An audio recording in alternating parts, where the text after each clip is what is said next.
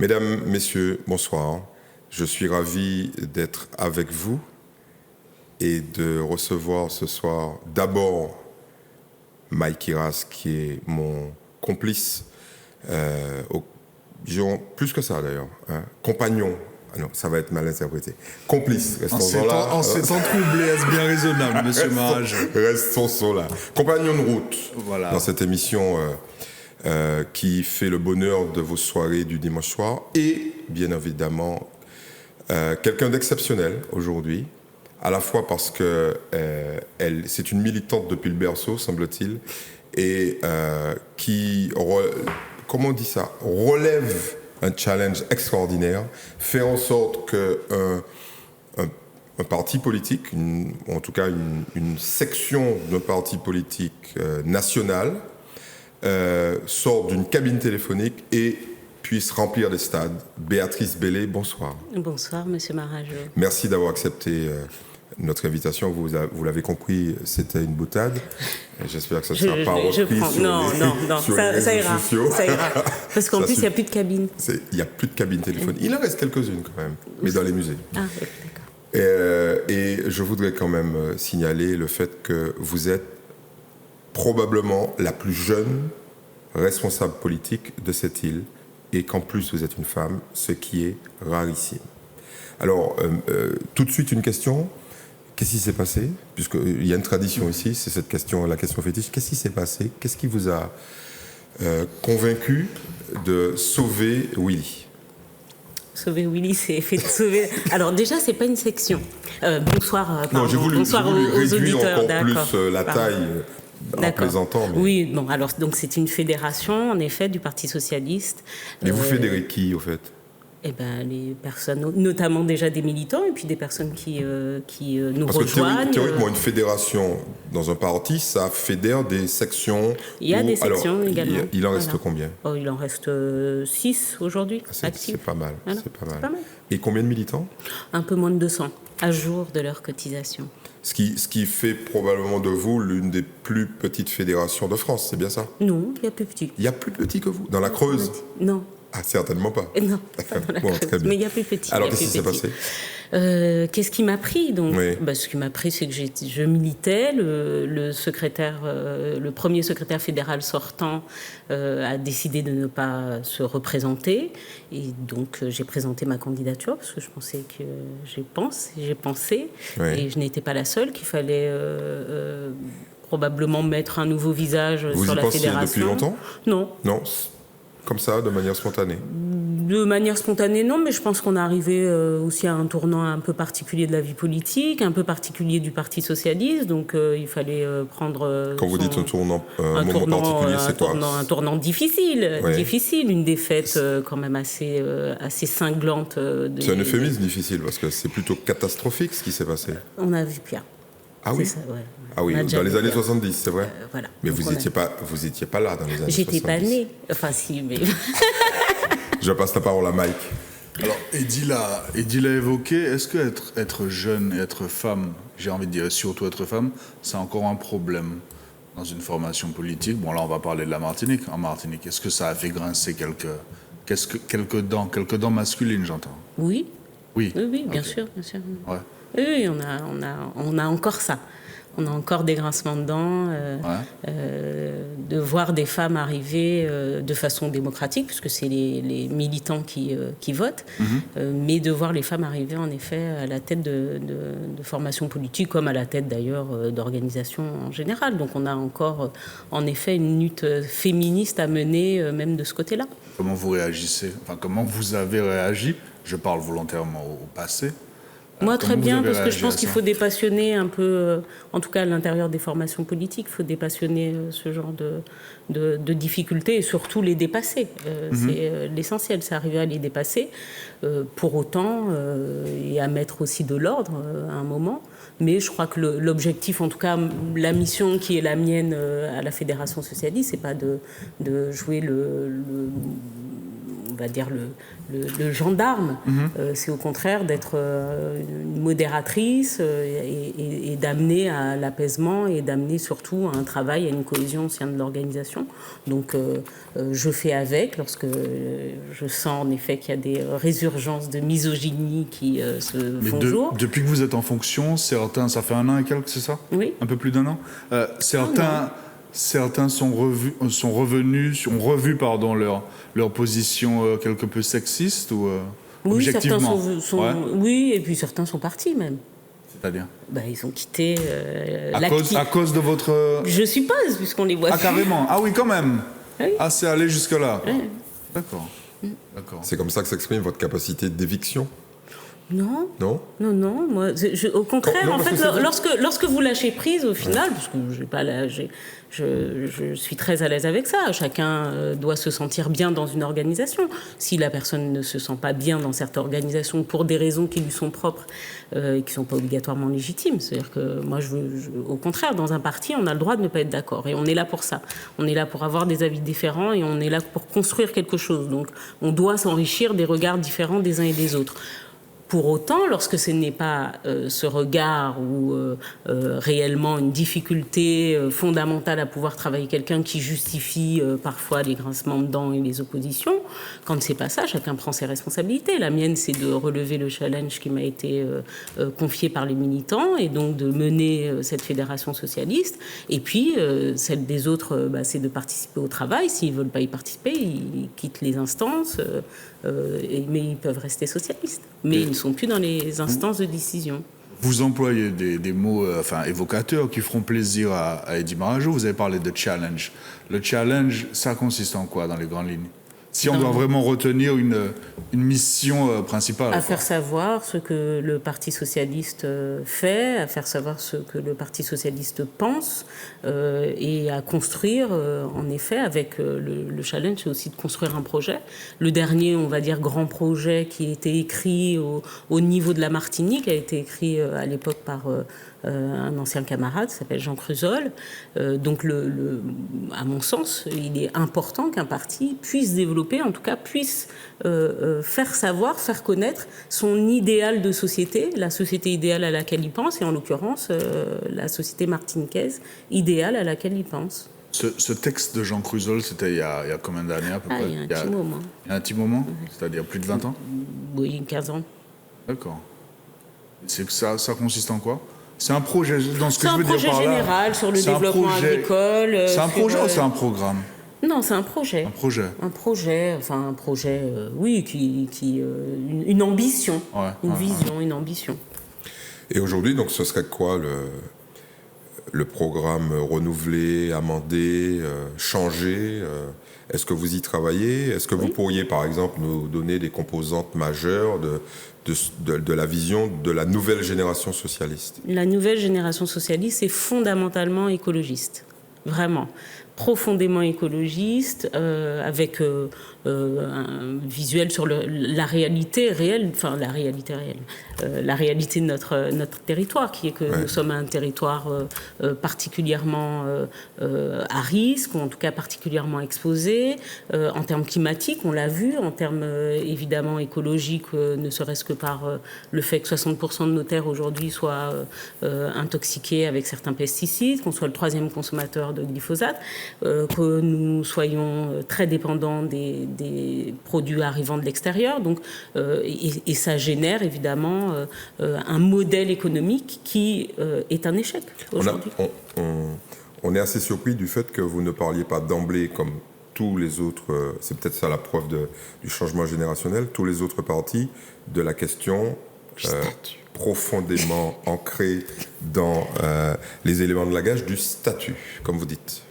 Non, pour vous, c'est réglé. Mais non, mais ça fait 20 ans que c'est un éventail pour cacher probablement le manque de projet dans la plupart des partis politiques.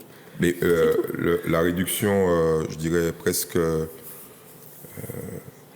critique, appelons ça comme ça pour éviter d'être méchant, critique du nombre de vos militants, du nombre de vos élus, et à l'inverse, le développement massif des partis qui veulent soit l'autonomie, soit l'indépendance, et puis leur exercice à plein temps du pouvoir. n'indique pas que vous avez peut-être tort vis-à-vis de l'opinion ? Non, mais l'essentiel, c'est d'apporter justement un nouveau message. La réalité, c'est que beaucoup de Martiniquais n'adhèrent pas à la question du statut. C'est pas fondamentalement. Et pourquoi ils ne votent pas pour vous ? Parce que vous dites. Non, parce que déjà, on n'est pas nombreux à s'être représentés déjà, mais donc il y a des endroits où nous nous sommes présentés, où nous avons été élus. Donc je ne sais pas de quelle époque on parle. Voilà. Donc on parle d'où d'ailleurs ? On parle de Martinique, on parle de France hexagonale. On aura le temps, on viendra à l'Hexagone. Non, ce qui semble étrange, c'est que vous semblez coller aux choix sociétaux de la Martinique. Il y a de plus en plus de Martiniquais qui disent protégeons d'abord l'environnement et puis ensuite on parlera économie ou politique.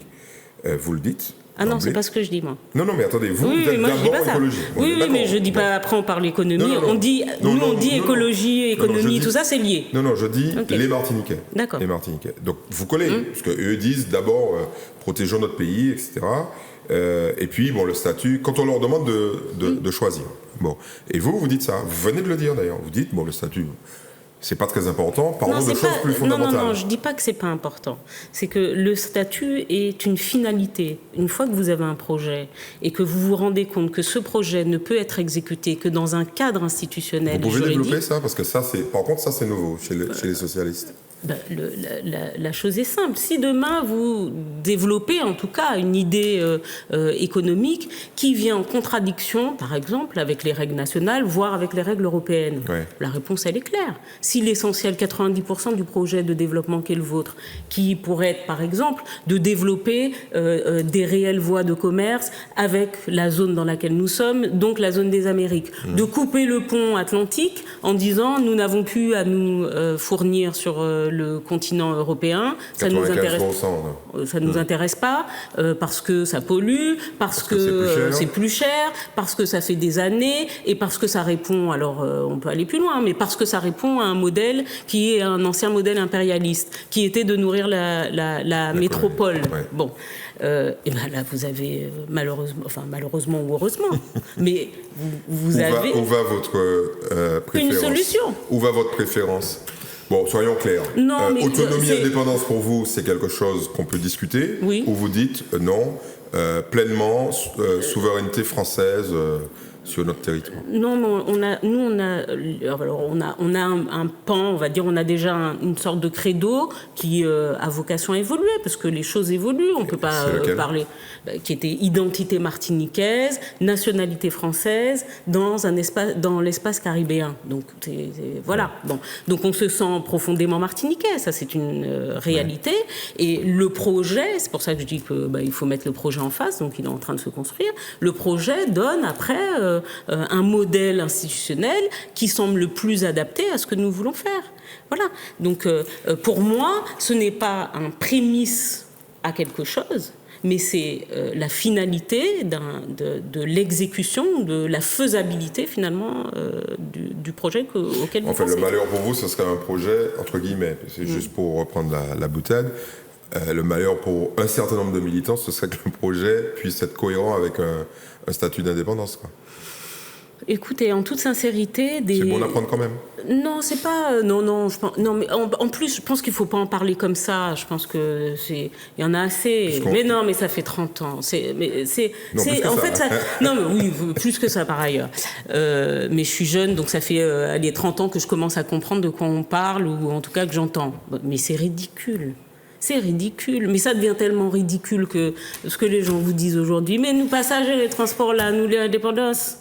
Voilà ce que les gens. Faites attention à vos transports, c'est un peu connoté, c'est assez. Oui, à cause de vous. Employez ce mot exclusivement. Oui, voilà, je me tourne vers vous. Il y a une autre tradition dans cette émission, en plus de qu'est-ce qui s'est passé, ce sont les doubles questions. J'en ai une, ça tombe bien. D'accord, comme ça je pourrais finir la réponse. Absolument, on va s'organiser. Qui est en charge à la FSM de la rédaction de ce projet et vous en êtes où On a des secrétaires fédéraux, donc qui, pour chacun, ont des thèmes particuliers qui sont à traiter. Donc, c'est un travail collectif, heureusement. Mais porté exclusivement par des membres de la FSM. Oui, mais abondé aussi de l'extérieur par exemple des professionnels du secteur, des sociologues. D'accord. Voilà, non, il y a des contributions extérieures. Vous en êtes où dans le calendrier de ce projet? Est-ce qu'on est en phase de rédaction? Est-ce que ça avance? Est-ce qu'il y a un horizon pour la restitution et puis la fin de ce projet? En tout cas, la fin. Rien n'est jamais fini, mais... disons que la réalité, c'est qu'on doit... le mieux est l'ennemi du bien. Bon. Donc on doit quand même arriver à faire quelque chose de bien, qui est amendé régulièrement, même les questions sur lesquelles nous avons déjà discuté, il faut régulièrement les amender parce que justement on est allé se nourrir d'autres expériences et d'autres expertises, on va dire. Donc ça, c'est un travail de temps long, pareil, on ne se met pas un soir et puis on écrit un projet et on pense avoir fait le tour, parce que des fois on pense à des choses mais on n'a pas mesuré les influences ou les impacts d'une politique publique particulière. Donc c'est écrire un rêve, donc les contours. Le rêve à un horizon quand même. Vous êtes fixé à un horizon. Tout à fait. Mais en même temps, il faut savoir prendre son temps. C'est-à-dire qu'on n'a pas dit il faut qu'on les finisse dans 2 mois. Avant 2021, par exemple. Ça serait bien. D'accord, ça serait bien. Oui, dit-elle en souriant. D'accord. Oui, parce que vous avez, si Eddy me permet, vous avez évoqué à l'instant un triptyque. Vous parliez d'identité martiniquaise, de nationalité française. Le troisième élément, c'était l'espace caribéen, mais je crois que l'espace caribéen. C'est peut-être moi qui l'ai modifié parce que je crois que c'était l'espace européen. Je veille. C'était l'Europe. Ce triptyque m'inspire une question qui est en plus particulièrement d'actualité. Tout ce débat autour de l'initiative prise par la CTM, enfin l'exécutif de la CTM, sur cette consultation et ce concours pour un drapeau, là je crois que on arrive en fin de processus. Vous, mais là je ne sais pas s'il faut dissocier Béatrice Bellé de la secrétaire fédérale. Vous en avez pensé quoi de cette initiative d'un concours et d'une consultation pour, je le rappelle, pour les rares qui l'ignoraient encore, pour doter la Martinique d'un hymne, mais surtout d'un drapeau, mais pour les événements sportifs et culturels. Vous en avez pensé quoi de cette initiative ? Alors, s'il faut doter, en effet, les sportifs d'un drapeau pour les activités, et les compétitions qu'elles mènent à l'extérieur, on peut comprendre. Je ne dirais pas qu'il y a des choses plus importantes, parce qu'on peut mener de front des choses différentes. Vous comprenez qu'ils en aient fait la demande ? Parce que c'est ce qui nous a été expliqué par l'exécutif, qu'ils ont répondu à une demande du monde sportif. Je pense que c'est une bonne chose qu'on réponde à une demande ou qu'il y ait des objectifs cachés, qu'importe, mais je pense que quoi qu'il en soit, c'est une bonne chose. La deuxième chose que je trouve bonne, c'est l'idée de la consultation.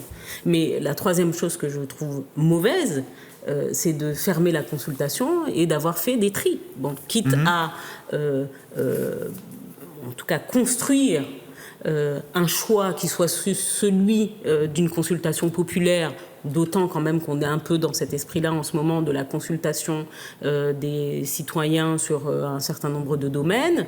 Je pense qu'il aurait mieux fallu ne pas faire de tri et proposer, s'il y en avait eu 50 drapeaux et peut-être même 50 hymnes. Mais est-ce que cette demande, enfin en l'occurrence du monde sportif, ne traduit pas de fait, n'est pas très très révélatrice d'un malaise identitaire? Pourquoi ces sportifs-là ne sont pas satisfaits du drapeau tricolore et de la Marseillaise dans le cadre de certains événements sportifs caribéens? Est-ce que ça ne traduit pas de fait un trouble identitaire et un mal-être? Mais non, vous savez déjà ce qui s'est passé. Ce qui s'est passé, c'est que vous avez des fois la Guadeloupe qui joue contre la Martinique et qui se retrouve avec le même drapeau, le même hymne. Bon, ça pose des problèmes.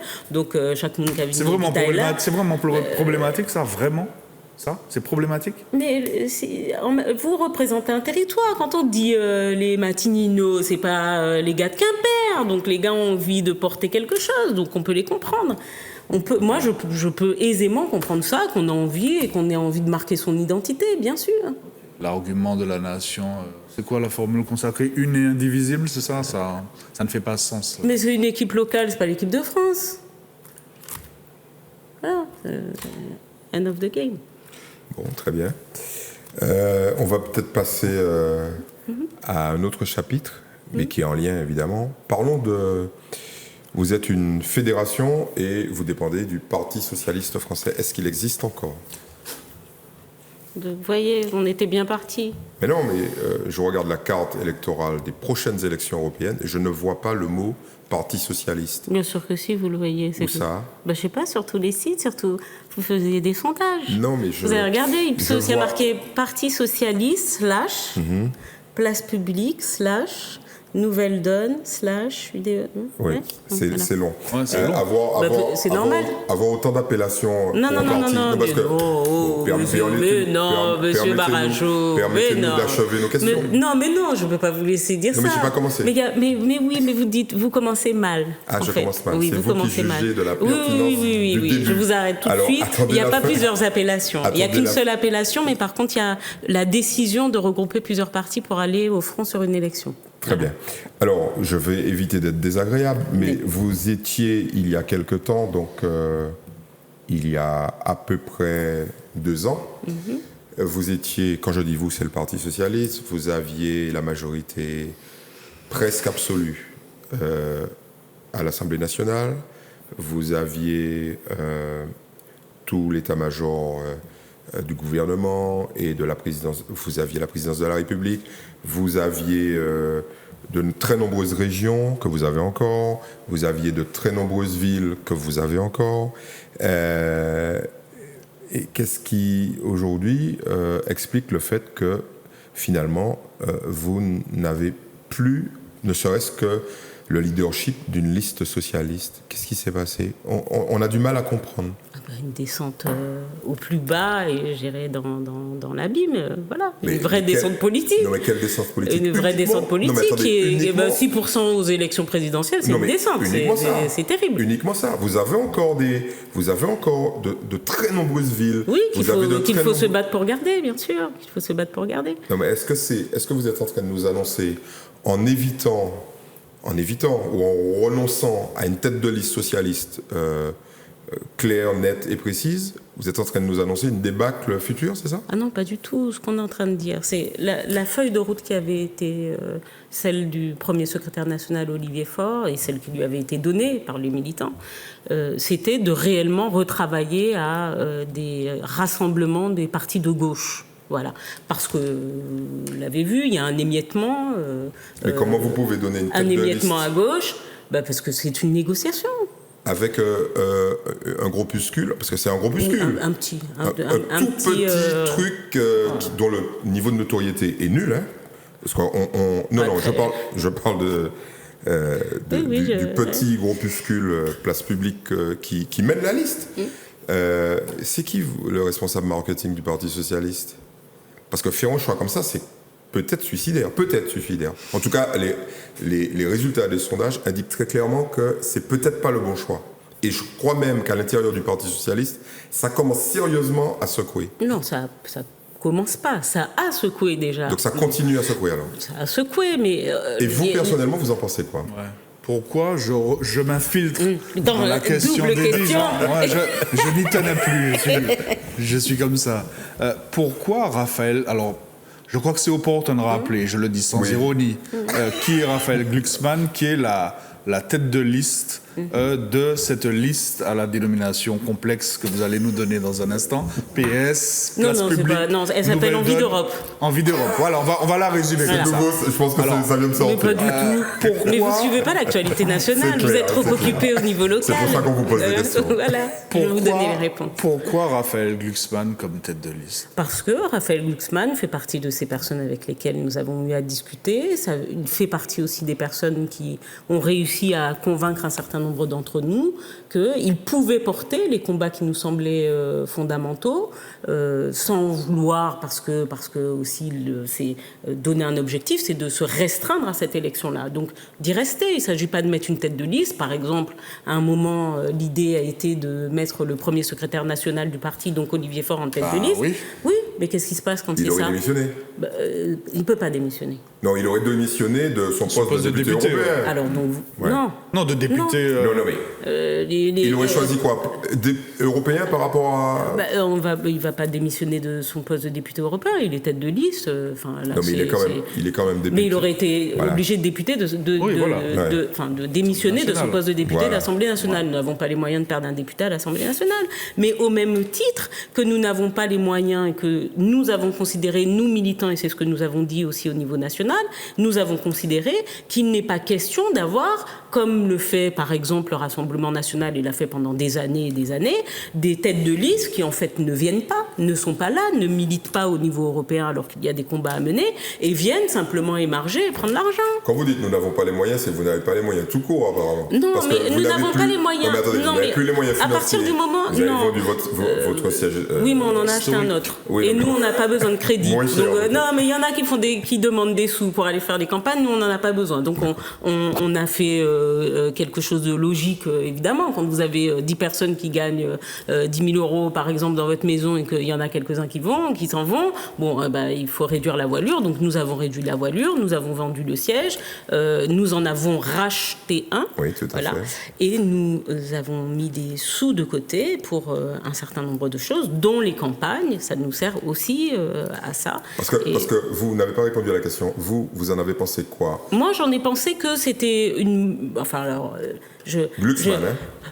Contrairement à d'autres, ça faisait un petit moment que je connaissais Raphaël Glucksmann, parce que je lis, j'ai lu son dernier ouvrage qui m'avait intéressé, parce que j'ai entendu... C'est un essayiste, c'est un écrivain. Un philosophe, parce que je connais Thomas Porcher. Du magazine littéraire quand même, pour des positions extrêmement sévères contre Macron, peut-être. Bon, ça, a priori, ça vous fait plaisir, ça, a priori. Ça me fait pas de la peine. C'est plutôt un argument positif. C'était un argument positif. C'est peut-être à cause de ça qu'il a été choisi. C'est peut-être grâce à ça aussi. Non, mais c'est peut-être grâce à ça aussi, mais c'est qu'il porte réellement... et il a fait ce cheminement, c'est ce qui est intéressant, parce qu'il a eu un cheminement aussi dans sa pensée politique. Il a fait ce choix de considérer que la gauche sociale, écologique, était la seule solution, ou portait en tout cas la seule solution des enjeux aujourd'hui humains qui, en tout cas, nous occupent. Bon. Puis il y a eu des discussions, il y a eu aussi les membres de Place Publique, comme Claire Nouvian, qui s'est énormément battue au niveau européen sur la question de la pêche, sur la question de la pêche mécanique, qui a eu un combat d'ailleurs victorieux. Donc il y avait des arguments qui faisaient qu'il y avait des personnes qui nous ressemblent et à qui on a dit, on a quand même plus de convergence, de choses qui nous rassemblent que de choses qui nous séparent. Donc mettons-nous... Ils ne sont pas les seuls à avoir été appelés... De là, à leur confier les clés. Bah oui, mais enfin, je rappelle que M. Glucksmann a lancé son mouvement. Ça fait 4 mois. Enfin, Place Publique, c'est né en novembre 2018. Alors, est-ce qu'il n'y a pas aussi un facteur de poids médiatique? Parce que c'est vrai que c'est quelqu'un qui a peut-être un poids médiatique plus important qu'Olivier Faure, qui est quelqu'un, et je crois qu'on le lui reproche régulièrement, de très posé, de très discret, peut-être d'être trop zen, entre guillemets. Est-ce que vous n'avez pas joué aussi au PS la carte du poids médiatique, quoi, tout simplement? Objectivement. Objectivement, vous avez vu aujourd'hui, malgré tout, les images médiatiques se défont assez rapidement, ce qui parfois décontenance un peu les citoyens, les concitoyens. En toute sincérité, vous avez vu sur les autres listes, il y a des jeunes qui arrivent dont on n'avait jamais entendu parler et aujourd'hui se sont fait des noms en très peu de temps, en 4 mois. Donc il y a un poids médiatique, mais de là à dire que Olivier Faure ne peut pas gagner ou n'avait pas en notoriété quelque chose. Si jamais les résultats de la liste sont catastrophiques, Comme ça, vous pourrez dire au Parti socialiste, c'est la faute à Glucksmann, quoi. Non, je pense pas. Je pense qu'on aura la raison de dire qu'on n'est pas parvenu à convaincre. Parce que je le dis sous une forme un peu provocatrice et taquine, mais quelque part, est-ce que ça ne manque pas véritablement de courage, de panache, et puis de confiance en sa capacité de conviction, quoi? Tout simplement, parce que il y a eu de la part du Parti socialiste. Vous évoquez l'argument qui est recevable. Non, mais il y avait deux. Alors, attends, je termine. Qu'Olivier Faure puisse effectivement, le cas échéant, perdre son poste ou sa place de député à l'Assemblée nationale. Ou alors vous êtes extrêmement attentif. Vous avez déjà vu un chef de parti.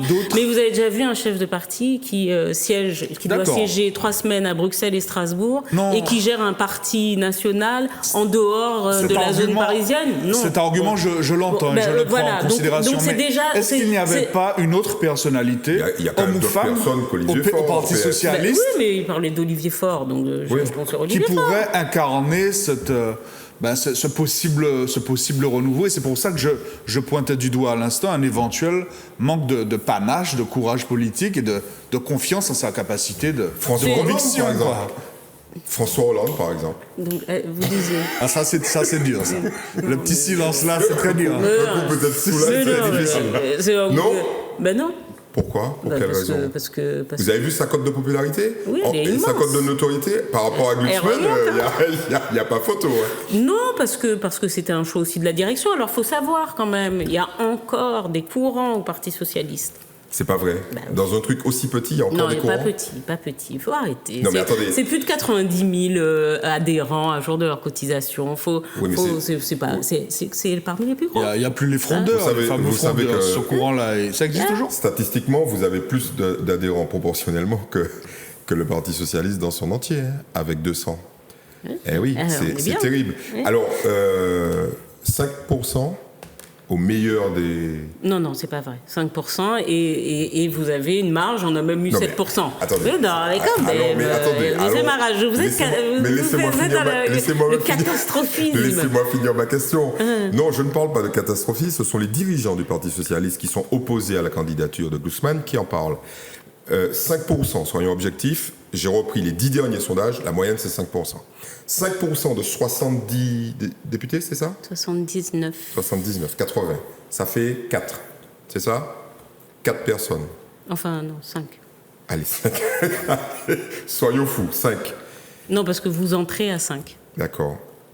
C'est catastrophique, non? C'est la première fois. Si c'est ce résultat-là, est-ce qu'il y aura quelque chose de nouveau? Est-ce qu'il y aura une vraie refondation où vous avez déjà passé les élections européennes par perte et profit? Non, on ne les passe pas par perte et profit. On a des candidats, dont moi, qui allons on va en parler. Dans notre campagne, et au niveau national, qui font une très belle campagne, un très beau début de campagne. Vous savez, tout ne dépend pas des partis. Aujourd'hui, ça dépend d'un espace, je veux dire, un espace aussi de croyances politiques. C'est nouveau comme élément de réaction. Croyance politique. Croyance politique, oui. On est rentré dans une sphère. Alors, je lisais un ouvrage, j'ai commencé un ouvrage, mais j'en ai déjà quand même capté le sens, et c'est l'intérêt d'ailleurs de l'achat que j'en ai fait. Mais de Myriam Revaud-Dallon, c'est la faiblesse du vrai en politique aujourd'hui. Il faut arrêter de dire la vérité. Mais c'est pas ça. C'est que vous avez beau dire la vérité, vous avez beau opposer la vérité. Ça marche pas. Mais les gens croient aux mensonges. C'est-à-dire que vous avez donnez-nous des noms là. Mais non, mais c'est qui les porteurs de mensonges? Bon, le Front National, enfin maintenant Rassemblement National, mais qui raconte à longueur de place. Ça on sait. Mais vous savez à combien ils sont crédités? Non mais vous savez à combien ils sont crédités? Ils ont gagné les dernières élections européennes, donc c'est pas une nouveauté pour nous. Hein. Non mais c'est quand même dramatique. C'est-à-dire que aujourd'hui, où tout le monde a la possibilité, ou en tout cas la plupart d'entre nous avons la possibilité d'aller vérifier des informations, parce qu'on a les réseaux sociaux, parce qu'on a Internet, parce qu'on... Les gens, vous leur donnez... Les gens font vraiment la démarche d'aller vérifier, ou simplement ils ont un accès beaucoup plus facile effectivement à l'info et qu'ils acceptent ce qu'ils voient. Parce que la démarche d'aller vérifier, elle est un peu plus complexe, non? Oui, non, mais enfin, quand vous avez des personnes qui vous disent, voilà, il y a aujourd'hui, par exemple, un groupe de presse qui a décidé sur ces élections européennes de faire le fact-checking, enfin la vérification simultanée, ou même d'ailleurs, a posteriori, de dire dans les débats qui a dit vrai, qui a dit faux. Mais ça intéresse que les intellos, ça. Mais c'est pas une question que ça intéresse les intellos, c'est-à-dire que il y a aujourd'hui en politique un manque d'éthique qui est flagrant. C'est-à-dire que lorsque vous... Pourquoi vous dites aujourd'hui? Parce que c'était moins... Vous savez que ça date de très très longtemps, le manque d'éthique en politique. Non, mais vous voulez que je vous rappelle quelques faits historiques? Ça ira. Merci. Goebbels disait, mentez, il en restera toujours quelque chose. Ça, c'est dans les années 30, en fait, au siècle dernier. C'est les mêmes artifices qui sont utilisés, mais qui amènent quand même aujourd'hui à la mise en place de démocratie non plus populaire, comme on pouvait les appeler dans les années 30, mais populistes d'extrême droite, comme celle de Bolsonaro au Brésil. Ouais. Comme en Italie aujourd'hui, où on arrive, le vrai a tellement ne manque tellement de valeur que les gens croient en tout. D'ailleurs, il y a du complotisme partout, mais au-delà de ça,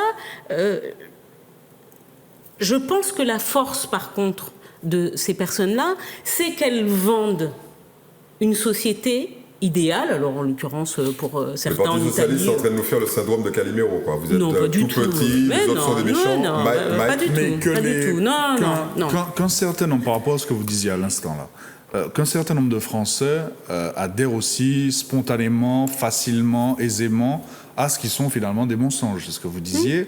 Est-ce que ça ne traduit pas le fait, tout simplement, enfin le fait tragique, qu'il y a de plus en plus de Français qui sont racistes et xénophobes et islamophobes, et je pourrais multiplier les qualificatifs en phobes, quoi. Mais bien sûr. Mais lorsque sur un plateau... Donc vous êtes lucide sur ça, bien quoi. sûr. D'accord. Évidemment. Mais c'est là où ça devient très, très douloureux. C'est-à-dire que lorsque la société qui est proposée, en tout cas pour la socialiste femme noire que je suis, lorsque vous proposez, ou en tout cas lorsque vous parlez d'une société idéale dans laquelle il y a évidemment du partage, de la responsabilité aussi, on n'est pas, on ne dit pas ouvrez la porte, on verra après. On dit simplement que notre société, notamment à cause des crises climatiques, à cause des crises économiques, subit, quoi qu'il en soit, qu'on le veuille ou pas, des migrations diverses et variées, et que ce n'est pas nouveau, et que ça va augmenter au gré peut-être de l'activité économique, mais au gré aussi de l'activité du climat. Lorsqu'à côté, vous avez des gens qui font croire que le gars qui sort du Soudan ou d'Afrique, qui passe par la Libye, à ses risques et périls, et je dirais même au risque de sa vie, parce qu'il risque de mourir sur la route, il risque de mourir parce qu'il sera mis en esclavage peut-être en Libye, on a vu les images, il risque de mourir parce qu'il va traverser sur un petit canot la Méditerranée. Lorsque ces personnes-là arrivent sur des plateaux et vous disent que ces gens-là ne viennent chercher une aide sociale, ils sont au courant qu'il y a une aide sociale et qu'ils vont gagner plus qu'un retraité français, mais vous vous dites, mais on est où? Où sommes-nous? Dans quelle société vivons-nous? Est-ce qu'aujourd'hui, si ma maison prend feu, j'ai vocation à rester dedans? C'est ça la réalité. Est-ce qu'aujourd'hui, si vous voyez une grande vague arriver, qu'il y a un tsunami, vous avez vocation à rester sur la plage et à vous laisser engloutir? Non. Donc c'est ça qu'on est en train d'expliquer. Et de l'autre côté... Mais il faut le savoir, à chaque fois qu'il y a des résurgences comme ça, nationalistes, racistes, c'est que à côté, vous avez quelque chose de fondamental. C'est une crise sociale forte. Donc et la crise sociale est forte. C'est peut-être l'échec de dizaines d'années de politique socialiste d'un côté ou de droite de l'autre. C'est ça? Les deux, bien sûr. Et qu'est-ce que vous en tirez comme enseignement? Qu'il faut changer le modèle. Et pourquoi vous restez au Parti socialiste alors? Parce vous voulez le changer de l'intérieur, c'est ça? Mais c'est ce qui est en train de se faire. Parce que c'est vrai qu'au-delà des crises migratoires, climatiques, il y a aussi, et il l'évoquait, peut-être une part de responsabilité du pouvoir socialiste des époques précédentes et singulièrement très récemment du quinquennat de François Hollande. La question de la déchéance de nationalité, par exemple, vous en avez pensé quoi? Suite, je rappelle, pour resituer un peu le contexte, suite aux attentats... En tout cas, je pense que dans le monde intellectuel, la déchéance de nationalité a été fondamentale. Lui a reconnu que c'était une faute. Hein. Oui. Tardivement, mais il l'a reconnu. Mais je pense que chez les humanistes, c'est une faute. Pour autant, il faut remettre... Ça lui a coûté le soutien du ministre de la Justice. Tout à fait, à l'époque, Mme Christiane Taubira, qui d'ailleurs a démissionné pour cette raison. Foulée, et que l'on peut comprendre. Mais il faut remettre après les choses dans leur contexte.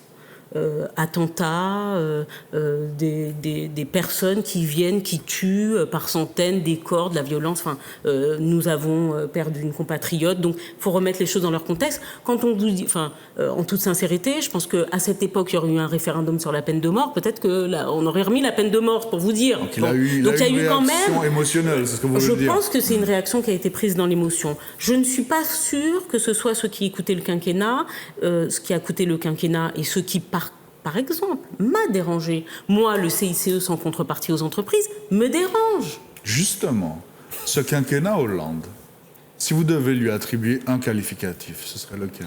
J'aurais osé une note, mais... Ouais, l'école des fans, c'est un peu... Non, pas une note. Ce serait pas... Non, pas une note. Ce serait faire un jure à M. Hollande. Hein? Non, Ok, c'est déjà une indication. Non, je cherche le bon terme qui ne soit pas politiquement correct. Faites comme Jospin, un droit d'inventaire. On l'a fait. Ah, vous l'avez fait? Vous n'avez pas publié les résultats? Mais bien sûr que si. Ah bon? Il y a eu 2 inventaires d'ailleurs de faits. Enfin, un fait par le Parti Socialiste en interne et un fait par la Fondation Jaurès. Donc je vous le transmettrai si jamais vous n'en avez pas eu connaissance. Mais vous avez mal cherché sur Internet parce qu'il est disponible. Voilà. Vous n'avez pas bien préparé le truc. Public, comme dirait l'autre, hein. Mais bien sûr que si. Mais Olivier Faure fait que d'en parler dans tous les débats. Nous avons fait l'inventaire et nous avons fait justement la critique des choses sur lesquelles nous n'avons pas été bons. Voilà. Et en l'occurrence, sur la loi travail et sur le CICE, nous sommes convenus que c'était des erreurs. Mais je vais vous dire, au-delà de ça, parce qu'on dit le droit d'inventaire, mais les plus mauvais à Dewa, ils ont parti. Ah. Mais ils sont partis. Ça vous a facilité le boulot. Mais ils sont partis. Il y en a même un qui est parti à Barcelone. On parle de qui là? Ah ok, je viens de voir de qui on parle. D'accord. Tous ceux qui ont été, alors je vous conseille d'ailleurs un très bon, je vais faire de la pub pour une chaîne, mais je vous conseille un très bon reportage qui a été fait sur Public Sénat, en tout cas qui a été publié sur Public Sénat, c'est l'adieu al Solferino. Et vous voyez précisément qui sont les responsables du CICE. Et de la loi travail. Et c'est M. Valls et M. Emmanuel Macron, qui ont influencé de façon... un qui est président de la République. Oui, mais je ne suis pas... Et qui a la majorité à l'Assemblée. Comme tous les présidents. Non, mais comme quoi les Français sont pas les Français ont toujours donné une majorité au président. Non, je parle d'abord de l'élection présidentielle. Oui. Et finalement... Mais ça venait 2 mois après. Voilà. Ils n'ont pas eu le temps de réfléchir. Mais non, dans le ballon... Voilà, mais les Français ont, quoi qu'il en soit, pour rester sérieux, les Français ont toujours donné la majorité au président. Non, mais moi je parlais du président de la République. Majorité législative. Non, mais là vous parlez de l'Assemblée nationale. Moi je parle du président de la République, de son élection. Macron, sur lequel tout le monde tire au moment de la campagne, comme étant finalement un copier-coller de Hollande. Vous vous rappelez finalement, c'est le fils spirituel de Hollande. Il a tué le père et il prend la relève. Et c'est lui qui est à l'origine du CICE et de tous les, on va résumer, des cadeaux aux capitalistes. Et puis qui a en plus le projet de détruire l'impôt sur la fortune. Les Français le choisissent. Votre candidat... catastrophe, et les Français le choisissent. Comment vous expliquez ça alors? Là, c'était un besoin de renouveau. Et il a vendu quelque chose, c'est pour ça que je vous dis ça. Vous avez entendu. Mais bien sûr qu'on l'a entendu, mais il a vendu quelque chose de nouveau. Avec un rêve tout à l'heure, je vous dis. Vous êtes une héritière de Macron. Il a vendu quoi? Non, monsieur. Allez, je vais finir ma phrase parce que vous avez... Il a vendu quoi? Mais ce qu'il a vendu de nouveau, c'est de dire, écoutez, il faut arrêter les clivages, il n'y a plus de droite, il n'y a plus de gauche, ce qu'on doit faire, on le fait bien, et ça va produire quelque chose de génial. Et puis il y avait Le Pen en face, il ne faut pas l'oublier non plus. Non, ça a pesé aussi. Ça, c'est la deuxième partie, mais ça, c'est la construction aussi médiatique qui a été faite. Mais bien sûr que oui. Mais... Les médias responsables de tout, quoi. Non, pas. Mais responsables de beaucoup. Quand vous mettez 2 images, si je passe tous les jours à la télé, Je vais devenir plus populaire. Hein. Vous pensez Si je fais la une de tous les magazines... On va faire un test. Allons faire un test. Un appel subliminal. Voilà. Donc, je vais réunir tous mes collègues et puis s'il vous plaît, juste pour la postérité, pour que sociologiquement on puisse... se rappeler de vous. Non, mais juste tester. Voilà. Non, mais très sérieusement, lorsque vous montez, alors ça, c'est pas du complotisme, c'est réellement des analyses qui ont été faites. Ça y ressemble fortement. Mais non, mais sur les 24 derniers mois, les 12 derniers mois précédant la campagne. Oui. Bon, et on vous a montré qu'à la une des magazines, il y avait singulièrement deux visages qui apparaissaient de façon majoritaire, celui d'Emmanuel Macron, celui de Marine Le Pen. Voilà. Donc le duel était déjà construit quelque part. Bon, et puis, quoi qu'il en soit, le gars fait un truc formidable. Il arrive, il sort d'un parti, il sort d'un gouvernement, il monte son truc en mode start-up, il est pas moche, il est jeune, il a moins de 40 ans, il avait moins de 40 ans. Il fait parler de lui parce que sa femme a 2 fois son âge. Non, pardon, pas 2 fois, mais enfin... trop tard. Ça sera retenu. Bon, donc est plus âgé que lui, donc il a des choses sur lesquelles il fait une sorte de teasing. En tout cas, il a un personnage, quoi. Mais bien sûr, donc il attire l'attention. Mais les médias ne donnaient pas cher de sa peau à l'époque. Hein. Vous savez que personne, quand on interrogeait ici même d'ailleurs, mais quand on interrogeait l'ensemble des observateurs politiques et journalistes, ils disaient Macron c'est une plaisanterie. On peut vous ressortir les bandes. Tous les médias disaient Macron c'est une plaisanterie, il n'ira pas loin. Sauf qu'ils n'ont pas vu la deuxième chose qui est très importante en politique. Allez-y. L'argent. Donc en fait finalement les médias c'est pas de leur faute puisque vous venez. J'ai dit la deuxième chose, j'ai pas dit l'exclusive. Ouais. Bien sûr. Et en l'occurrence, sur ça, par exemple, vous avez une jeune femme brillante, universitaire et chercheuse, qui a fait un ouvrage qui est fascinant sur la question et qui propose d'ailleurs des autres modèles démocratiques, et Julia Cagé, qui vous parle du prix de la démocratie. Tout à fait. Et vous voyez fondamentalement le lien entre les moyens mis pour une campagne. Plus on a d'argent, plus on a de chances de gagner. Tout à fait. Mais les Américains nous l'avaient déjà dit. Oui, ils ont encore un autre modèle. Parce que, ils font de la pub à la télé. Voilà. Parce que juste pour finir, et ça aussi, cette défiance démocratique, on a du mal à la mesurer, mais c'est aussi une défiance démocratique. À partir du moment où, en un an, vous arrivez à récolter plus de 19-20 millions d'euros à coût de 7 500 €, parce que le don maximum que vous pouvez faire à un parti en tant que personne, puisque les entreprises n'ont pas le droit de donner, c'est 7 500 €. Vous réalisez qui peut les donner. Moi, je ne peux pas donner 7 500 € d'un coup à un parti. Donc ça veut dire que c'est des gens fortunés qui demandent, à un moment ou à un autre, que vous le vouliez ou pas, que vous l'acceptiez ou pas, il faut rendre. Il faut rendre.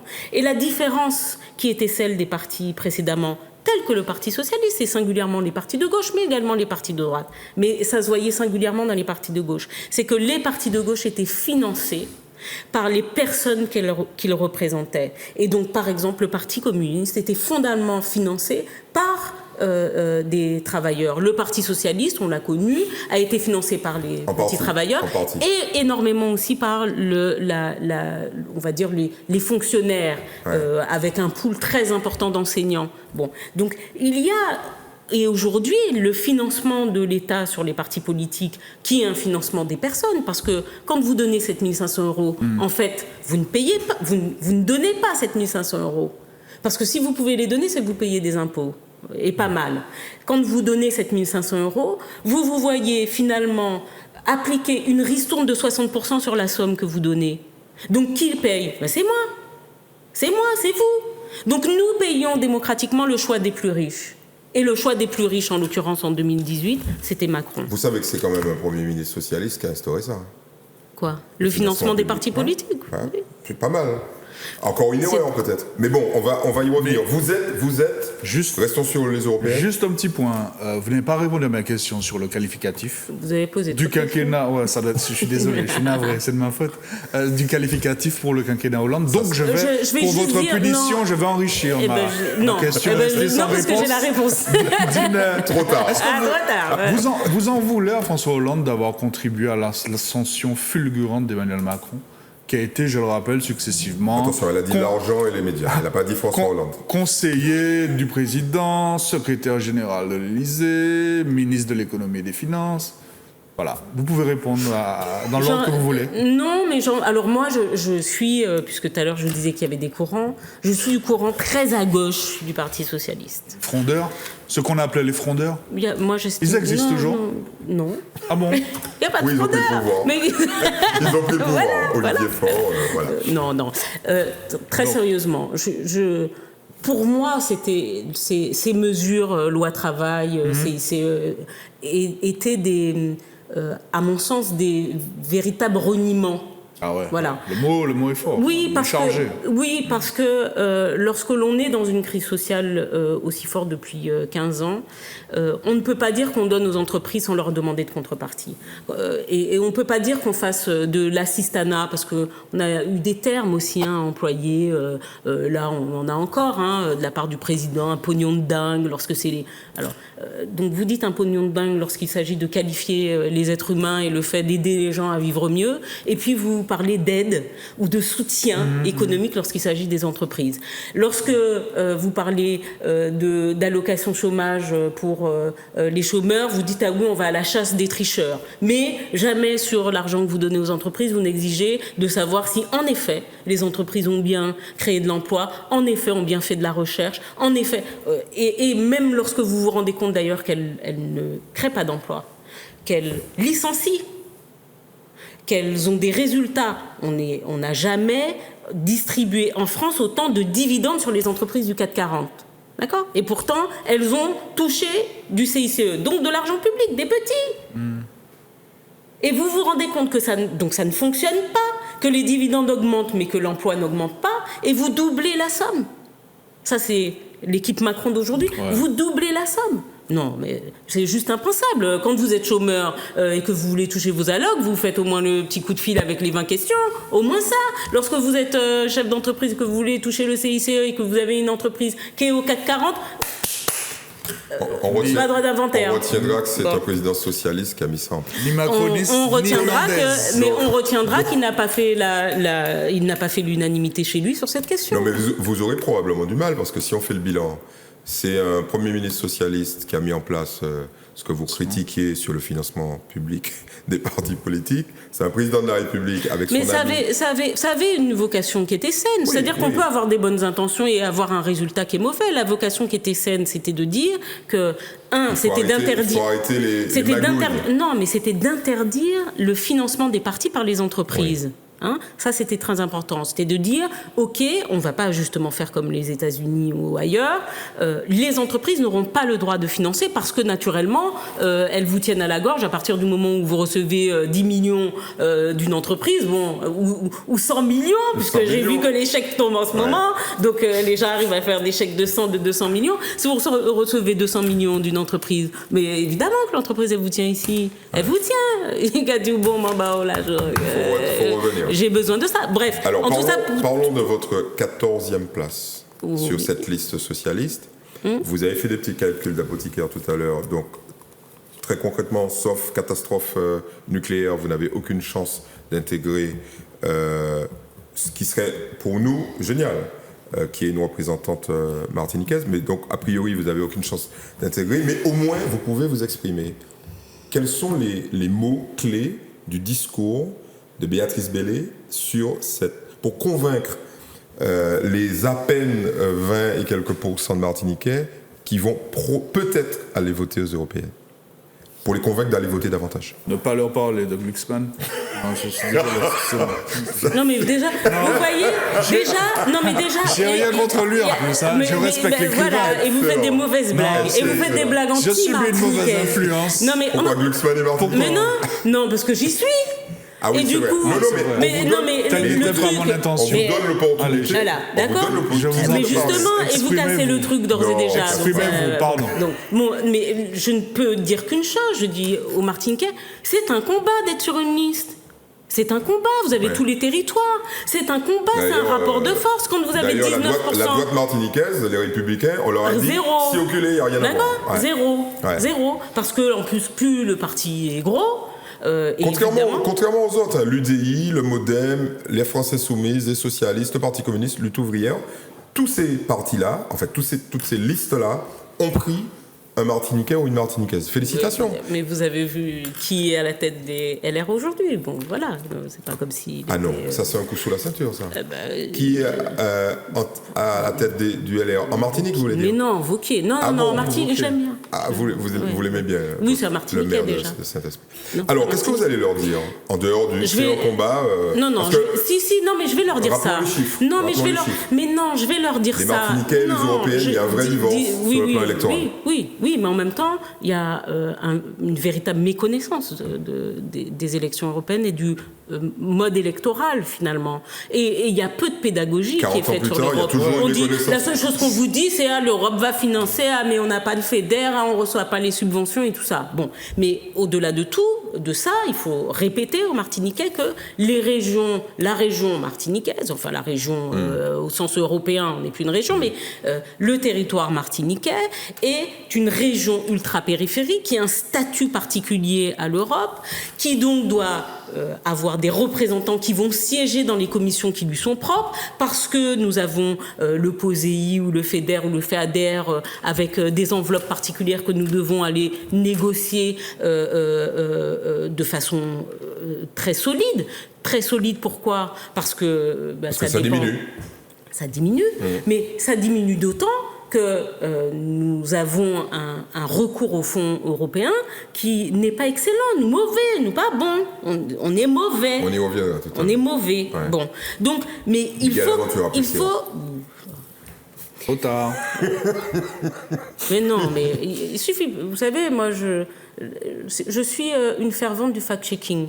Nous sommes mauvais, moins mauvais qu'il y a un an, mais nous sommes mauvais. C'est tout. On y reviendra. Voilà. Bref. Peut-être que vous avez des éléments, mais la réalité, c'est que pour qu'après le territoire, les mairies, la collectivité territoriale, les associations puissent bénéficier de ces fonds, il faut quand même aller avoir des représentants qui vont les défendre. Et si c'est pas nous, personne n'a qu'à aller. Bon, et là, aujourd'hui, c'est quoi le risque sur notre zone Martinique, Guadeloupe, Guyane ? C'est d'avoir une dame, alors c'était Madame Delaney jusqu'à il y a 3 jours, mais elle a été virée pour déloyauté, mensonge sur sa carrière politique, enfin tout ça, et finalement, c'est la patronne de la Fédération départementale des agriculteurs, FDSEA, qui est nommée. Alors, c'est en monde du Rassemblement national qui a représenté nous. Nous pas montagnens, quoi. Voilà. Et c'est ce que je dis. Il faut qu'on rentre dans des rapports de force lorsqu'il s'agit, parce que nous sommes petits, on n'est pas... faut qu'on arrête de se prendre pour Monaco en Martinique. Faut qu'on arrête, nous sommes petits. Donc nous devons parfois rentrer dans des rapports de force. Le rapport de force, c'est que, par exemple, on a moins de votants qu'à La Réunion. Ça, c'est une réalité. Nous sommes moins nombreux. Ils sont 1 million, nous à peine 370 000. Bon, donc... Mais si on montre quand même qu'on vote beaucoup, pas qu'on vote moins, mais qu'on vote beaucoup, on nous respecte. Moi, quand j'arrive avec mes 20% et que La Réunion, dans une négociation avec mon parti, et que La Réunion affiche 30%, on me dit, ouais, mais bon, les Réunionnais, ils sont quand même plus intéressés. Ils sont déjà plus nombreux, mais ils ont l'air un peu plus intéressés par la chose. Qu'est-ce qui se passe aujourd'hui ? C'est que sur toutes les listes, les premiers ultramarins qui sont mis, c'est des Réunionnais. Bon, alors, pour rentrer au Parlement européen, il faut quand même des voix. Évidemment. Et c'est essentiellement ce qu'il faut. Il faut des voix parce que c'est une élection d'un seul tour. Il n'y a pas ni deuxième dimanche et tout ça. C'est tout de suite. Voilà. C'est tout de suite. On vote, bam, les résultats, ils tombent. Dès le lendemain, l'Europe vous appelle, voilà, vous êtes dedans. Vous avez dit, ça fait tant, à la proportionnelle, ils rentrent les chiffres dans la... Ça fait 40 ans que ce type d'argument est dispensé. Non. À la population, voter parce que la dernière campagne, j'y ai participé en interrogeant tous les candidats, c'était exactement ça. Voter parce que si nous ne sommes pas suffisamment nombreux, on va se faire voler la place. Bon. Mais non, ça a quand même marché parce qu'on a eu... Non, monsieur Marajo. Ça a quand même marché parce qu'on a eu un représentant... Non, monsieur Marajo, c'est pas vrai. Nous avions une circonscription. Circonscription qui a disparu. Oui. Nous avions la certitude d'avoir des représentants ultramarins à l'Europe. Moi, aujourd'hui, c'est au gré des partis Oui. D'accord? Et donc, au gré d'un rapport de force, alors si vous voulez, le rapport de force a augmenté, parce qu'il est notamment dans la négociation que vous devez faire avec votre parti, mais également dans le rapport de vote sur le niveau national. Alors, imaginons qu'ils vous entendent et qu'ils se déplacent. Est-ce qu'il n'y a pas d'autres arguments que celui-là? Parce que celui-là, il est un tout petit peu éculé. Il faudrait peut-être autre chose pour dire aux Martiniquais, venez. Parce que l'Europe vous concerne. Oh non, mais attendez, il y a quand même un contre-discours. Il faut peut-être que vous l'entendiez. Il y a des gens qui disent c'est pas la peine d'aller voter. Il y en a plein qui disent c'est pas la peine d'aller voter parce que de toute façon, ce que l'Europe nous donne, c'est vraiment. C'est 800 millions d'euros. Ouais, c'est du pipi de chat. Ouais. Ouais, c'est par an, ça représente le chiffre d'affaires d'un hypermarché, quoi. Il faudrait peut-être davantage. Qu'est-ce que vous en pensez? Que c'est 800 millions d'euros. Oui, mais 800 millions sur 6 ans. C'est beaucoup, 800 oui, non, mais millions sur d'euros. 6 ans, ça fait 100 et quelques millions. Alors, par pourquoi an. Mais il faut les prendre. Le problème, c'est que pour les prendre, et ceux qui participent justement à la chasse à ces subventions, on va dire des remboursements de dépenses, parce que c'est ça en fait, vous dites c'est la croix et la bannière, et en plus, les gens qui s'occupent de ça en Martinique ne sont pas efficaces. Qu'est-ce que vous en pensez? Qu'est-ce que vous dites? Parce que j'ai bien l'impression que vous partagez au moins la deuxième partie de cette assertion. On a un député européen. Non, la deuxième partie. Non, mais la deuxième partie. on a un député européen qui s'appelle Louis-Joseph Monscourt et qui est en prise avec l'administration du Parlement européen et qui, en effet, constate la difficulté que nous avons à mobiliser parce que ça manque de projets, parce que ça manque de demandes également. Et ceux, ceux qui ont posé des projets disent écoutez, il y a des ça prend des plombes. Mais il y a des gens qui savent, mais c'est étrange. Alors il y a des gens qui savent faire. La Réunion, par exemple, les gars sont devenus spécialistes du truc. Alumba, ça fait ça. Et pour quelle raison alors? Parce que c'est une question de volonté. Et c'est peut-être. C'est pas une question de compétence. Mais non, c'est peut-être une question de volonté, voire de ligne politique. Ah bon? Vous pensez que les gens qui s'occupent de ça, parlons clairement, la CTM, manquent de volonté politique ou ne veulent pas développer? Ça peut être. Moi, j'essaie de trouver des arguments. Et le meilleur argument, c'est que ça soit une ligne politique. Vous avez à la tête de la CTM un indépendantiste. Pourquoi vous voulez qu'il aille demander de l'argent à l'Europe si sa vision, c'est l'indépendance? C'est ça, sa vision, il est indépendantiste. Bon, si l'objectif c'est l'indépendance, il se libère au fur et à mesure d'une dépendance dont il n'a pas besoin. Pourtant, celui qui s'occupe des fonds pas indépendantiste, pour le moins. Miguel Laventure n'est pas indépendantiste. Miguel Laventure n'est il pas est FNP, Force Martiniquaise de Progrès, placé à droite. Miguel Laventure n'est pas le président de l'exécutif de la CTM. D'accord. Donc, selon vous, il y a une ligne politique claire. Oui. Il ne faut pas distribuer de l'argent de l'Europe. Non, je pose ça comme une éventualité. Ça peut être ça. Ouais, d'accord, très bien. Mais vous l'évoquez malgré tout. Je suis obligée de l'évoquer. J'ai envie de croire qu'il y a quand même de la compétence dans notre pays. Alors, il faut peut-être la mettre dans une meilleure synergie, je ne sais pas. Mais je me dis que je ne veux pas croire que c'est un manque de compétence. Je veux croire que ça répond, dans ces cas-là, à une ligne politique. Ce manque d'intérêt peut-être grandissant des Martiniquais dans leur globalité pour les élections européennes, cette montée peut-être grandissante elle aussi, on se souvient des scores, j'ai pas les chiffres, il doit les avoir, du Front National au présidentiel 9 000 voix. En 2017. Frisson de Béatrice Bellé. Cette crise de la relation d'un grand nombre de Martiniquais à la politique dans ce qu'elle est censée avoir de plus noble, comment vos clés d'analyse et de lecture, c'est quoi? Monsieur Marajol dit, ça fait 30 ans qu'on répète les mêmes choses. Mais ça fait 30 ans, non seulement qu'on répète les mêmes choses, mais que ce sont les mêmes qui répètent les mêmes choses. Voilà.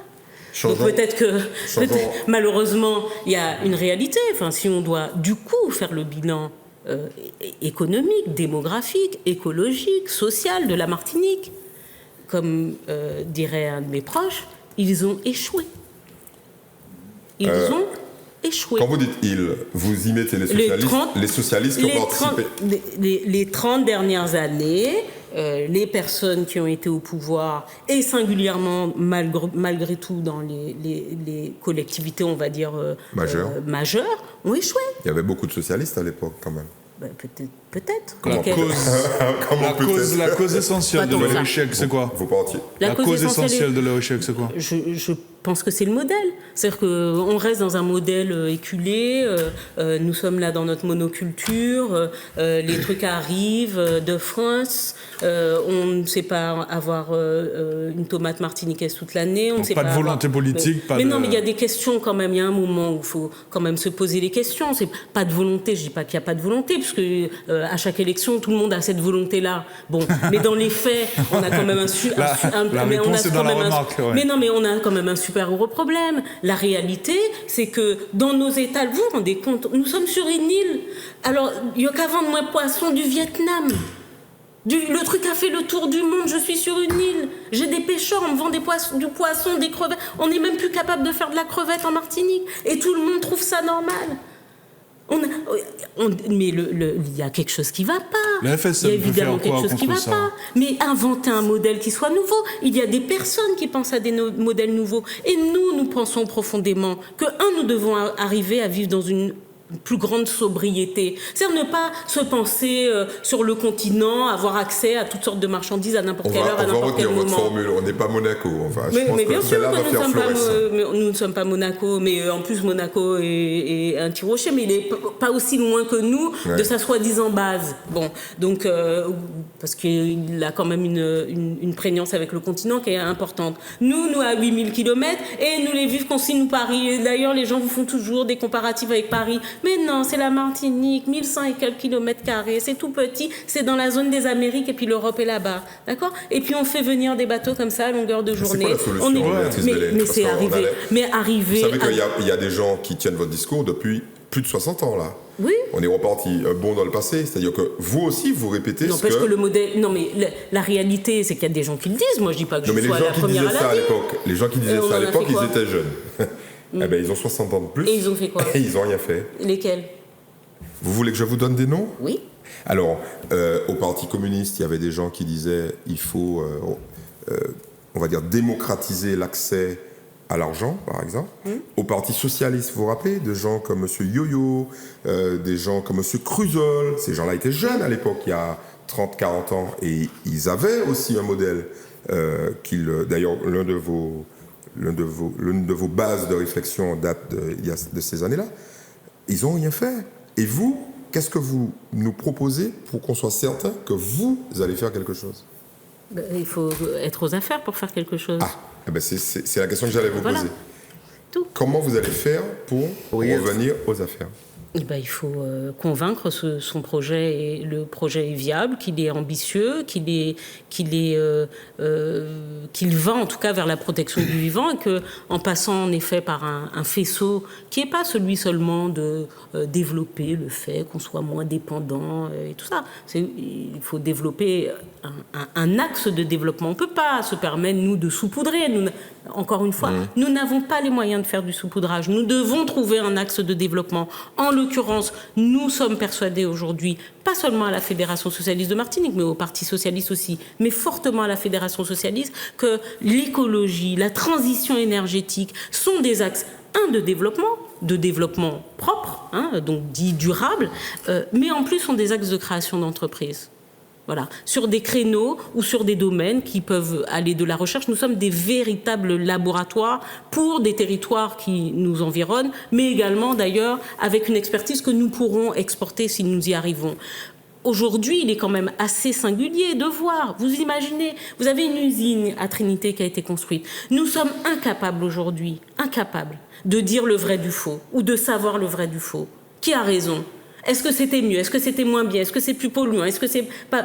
Il y a un moment où il faut être sérieux. EDF fait déjà 15% d'économie budgétaire. Les importations d'hydrocarbures ont chuté et à l'inverse, les importations de matériaux pour faire tourner l'usine ont augmenté. Enfin, il y a déjà un petit changement. Il y a quand même quelques petits changements. Parce que j'ai envie de vous demander... Les 15 000 personnes qui bossent dans la banane ou autour de la banane, quand vous leur dites transition énergétique, vous leur parlez très très peu. Parce que si vous pensez qu'on n'a pas de quoi employer 15 000 personnes ? On n'a pas de quoi aujourd'hui... Dans les énergies renouvelables ? Mais pas seulement, mais c'est dans la transition écologique aussi agricole.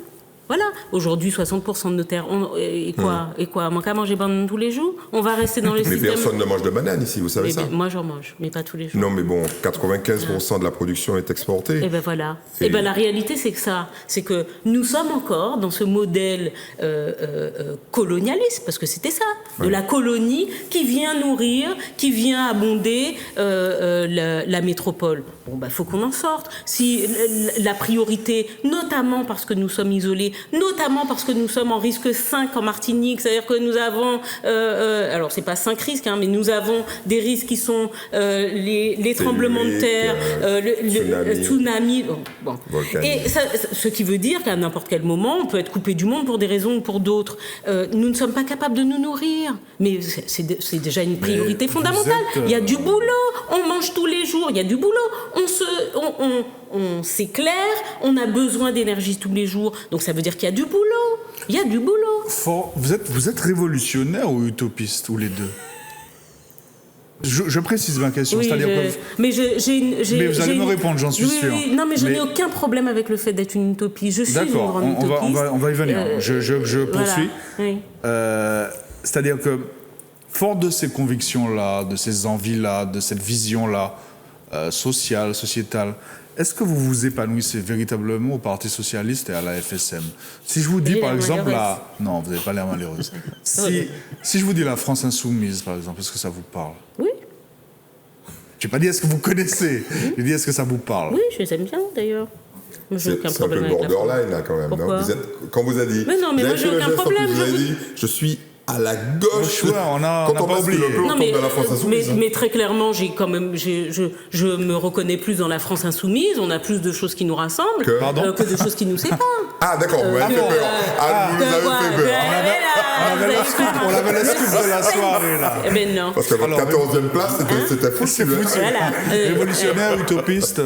J'ai aucun problème avec l'utopie. Les deux. Oui, non, mais je ne sais pas si c'est peut-être avec la révolutionnaire. révolution, peut-être. Non, je ne sais pas. Fini, Quoique, c'est terminé. Mais je pense qu'il faut. Mais pourquoi pas? Il faut au moins révolutionner ses esprits. Il faut révolutionner son esprit et ses angles de vue perpétuellement. Mais je crois le monde a évolué parce qu'il y a des gens qui pensaient qu'il pouvait être meilleur. Le monde a évolué parce qu'il y a des gens qui se sont dit à un moment, et c'était une utopie pour certains, ou en tout cas c'était un rêve irréalisable, que des enfants ne devaient pas travailler, qu'il fallait que les personnes ne travaillent pas un jour par semaine, que les femmes votent.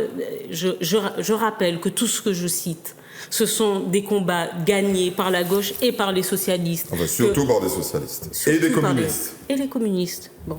Que les femmes devaient voter, que les hommes d'ailleurs avaient droit à un congé paternité, que les gens avaient droit à un crédit, ou en tout cas un temps au regard de la pénibilité de leur travail, qu'ils avaient droit à une retraite de 60 ans, qu'ils avaient droit à travailler moins tout en gagnant autant, et les 35 heures ont été depuis 20 ans la seule mesure publique qui est donnée et qui ait créé une évolution de la courbe de l'emploi en France. Donc, tout le monde n'est pas d'accord avec ça. Bah pourtant, c'est une vérité, c'est des chiffres, point. Voilà.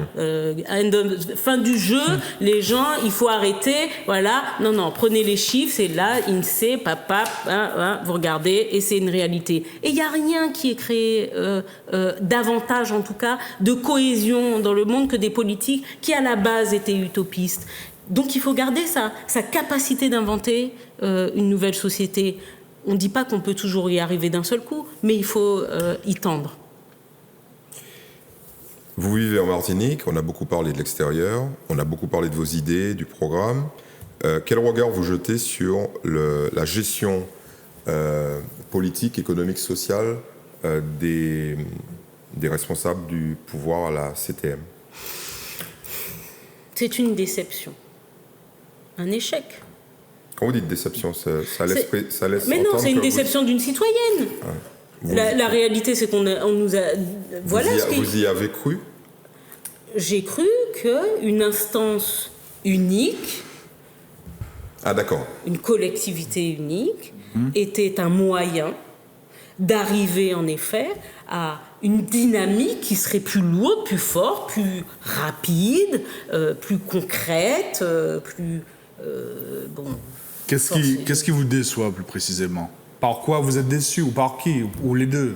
Est-ce que vous êtes déçu Par l'usage qui est fait de l'outil. Ah d'accord, pas par l'outil, j'allais vous poser la question. Non, parce que vous sembliez là mettre en cause l'outil lui-même. L'outil a non seulement été, à mon sens, impréparé, Ouais. mais il est mal usité.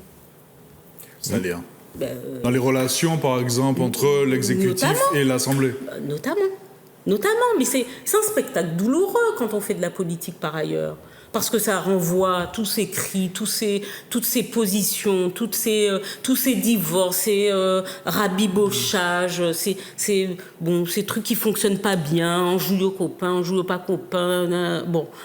Mais c'est terrible. C'est terrible, ça vous rassure pas. En termes d'image, vous voulez dire. Mais ça ne rassure pas sur la dynamique qui est créée pour le pays, avec un outil qui est nouveau, donc auquel aussi on doit nous demander de nous adapter, nous citoyens, dans le fonctionnement. Aujourd'hui, alors je parle pas, j'ai pas tous les résultats statistiques mais la réalité, c'est que ça donne quand même une image d'échec. Ça donne une image d'échec. Un échec notamment à avoir quelque chose de cohérent avec ce qui était censé être une sorte de président avec un pool de ministres, donc ça c'était le conseil exécutif, et puis une sorte d'assemblée nationale qui allait discuter en commission des projets qui lui étaient proposés, tout ça. Bon, on n'a pas ça. On n'a pas ça. Mais là, j'ai l'impression que vous décrivez plus un échec en termes de fonctionnement qu'en termes de réalisation concrète, parce qu'il y a quand même des projets en gestation, des projets qui sortent de terre, qui sont inaugurés, vous voulez des exemples? Oui. Il y en a un très récent, le laboratoire territorial, analyse, c'est ça, etc. Il y a des chantiers. On un vieux projet d'ailleurs. Bon, oui, c'est vrai. C'est un truc on annonce le projet du viaduc de Fonlaye, etc. Bon, je vous dis ça comme ça. Non, mais le viaduc de Fonlaye, s'il est... c'est-à-dire que 3 ans... oui, ça fait 3 ans. 3 ans après, pour vous, il n'y a rien eu de significatif qui a émergé, quoi. Concrètement. Je vois quand même sortir de terre le lycée Schellcher. Ah oui, ça c'est difficile de ne pas le voir. J'en suis heureuse, même si je me pose une question. Ouais, laquelle? On a moins en moins de jeunes. On a des lycées, notamment à Cajou, mais Bellevue, qui est en train d'accueillir les anciens du lycée Schellcher, d'ailleurs. Donc il y a la capacité d'accueillir quelque part. Bon, allez, avec quelques amendements, capacité d'accueillir avec Acajou qui manque d'élèves.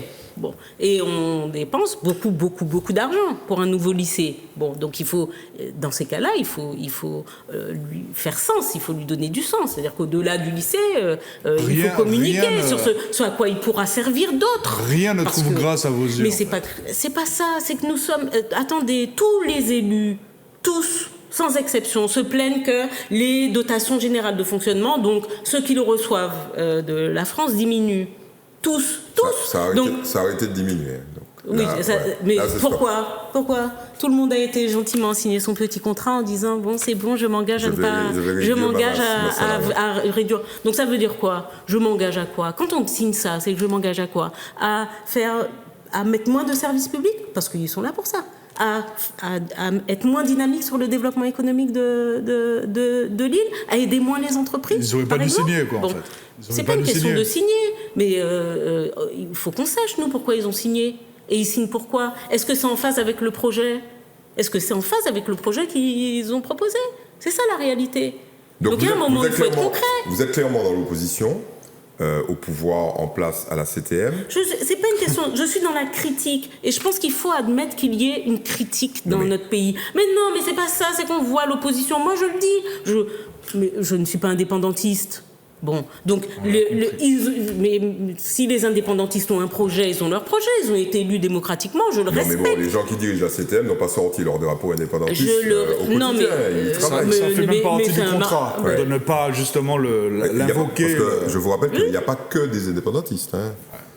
Oui, mais enfin, Yann Monplaisir, mais non, moi, vous savez, j'ai un très grand respect pour Monsieur Marie-Jeanne. Pourquoi? Parce que je considère que c'est un mapipi de la politique en Martinique et qu'il faut être fort pour avoir tenu aussi longtemps et pouvoir générer sur sa personne, je dis bien sur sa personne, cette popularité qui me semble très identitaire par ailleurs, pour avoir depuis 30 ans, par exemple, faire son émission de radio tous les vendredis soirs. Je trouve ça très fort politiquement, très très fort. Et j'ai un grand respect. Par contre, on n'est pas obligé de partager la même conviction, ni les mêmes projets politiques pour la Martinique. Et de le dire, ça ne veut pas dire que je le vomis. Non, c'est juste que nous n'y droit pas d'accord. Là, c'est tout. Nous n'y droit pas d'accord. Vous reconnaissez ce faisant qu'il a un projet politique pour la Martinique? Je suppose. Tout à l'heure, je vous ai dit... Vous aviez l'air un peu... Mais non, mais vu qu'il y a un contrat un peu sceptique mais c'est vous qui venez de me dire, ah oui, c'est pas porté, la dépendance, c'est un contrat de gestion. Donc, bon, vu que vous comprenez que quand même... Bon, alors... non, mais que je n'ai pas fait une lecture particulièrement assidue... On a bien compris qu'il y a des du coup, noms... d'un contrat à droite. Il y a des noms que vous n'avez même pas envie de prononcer. Non, j'ai pas de problème avec les noms. La question qui vient très naturellement, c'est... Il y a des échéances politiques. Il y en a une à laquelle vous participez, européenne. Il y en a une deuxième derrière. Votez pour moi. Vous êtes pas pour ça. Il y en a une deuxième qui est proche des élections municipales. Et puis il y en a une troisième qui est un peu plus lointaine. Mais bon, on est déjà rentré en campagne à ce que j'ai vu. La campagne ne s'est jamais arrêtée. Élection, c'est vrai. Depuis 2015, c'est le feu est sous la casserole. Quels sont vos projets en la matière? Parlons d'abord des municipales. Est-ce que vous seriez candidate? À quoi? Au municipal? Oui. Par exemple, sur une liste quelconque, dans une ville quelconque. Je ne sais pas. Vous ne savez pas? Ça ne vous taraude pas? Ça ne me taraude pas. Maintenant, ça m'intéresse ce qui est fait dans les villes. Très bien. Alors, vous êtes première secrétaire fédérale.